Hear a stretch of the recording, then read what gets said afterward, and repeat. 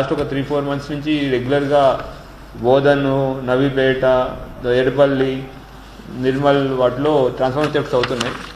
వీటి గురించి కంటిన్యూస్ నిఘా పెట్టడం ద్వారా మనం ట్రాన్స్ఫార్మర్ దొంగతనాలు చేసే గ్యాంగ్ని పట్టుకోవడం జరిగింది. పట్టుకున్న నిందితుల వివరాలు ఏంటంటే అఫ్జల్ ఖాన్, తర్వాత అర్బాజ్ ఖాన్, సిద్దిక్ ఖాన్, మొహమ్మద్ అఫ్సర్, మహబూబ్ ఖాన్, బోర్కే బాలాజీ, షేక్ ఆరిఫ్, మొహమ్మద్ రాజా అనే అక్యూజ్ని పట్టుకోవడం జరిగింది. వీళ్ళు ఒక 34 కేసుల్లో ట్రాన్స్ఫార్మర్ థెఫ్ట్లో ఇన్వాల్వ్ అయి ఉన్నారు. వివరాల్లోకి వెళ్తే తెలిసింది ఏంటంటే పాత ట్రాన్స్ఫార్మర్లు ఎక్కడ ఉన్నాయి ఫస్ట్ ఐడెంటిఫై చేస్తారు, వెక్కి చేస్తారు.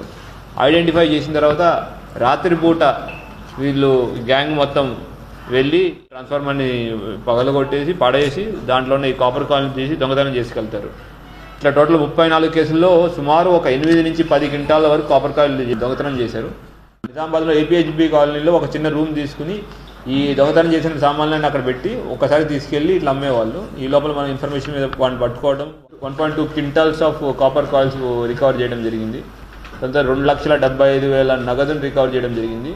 2 2-వీలర్ వెహికల్లు, ఒక ఆటో ఏదైతే దొంగతనం చేయడానికి ఉపయోగించారో ఆటోని, తర్వాత దొంగతనానికి వాడిన పనిముట్లు కూడా రికవర్ చేయడం జరిగింది.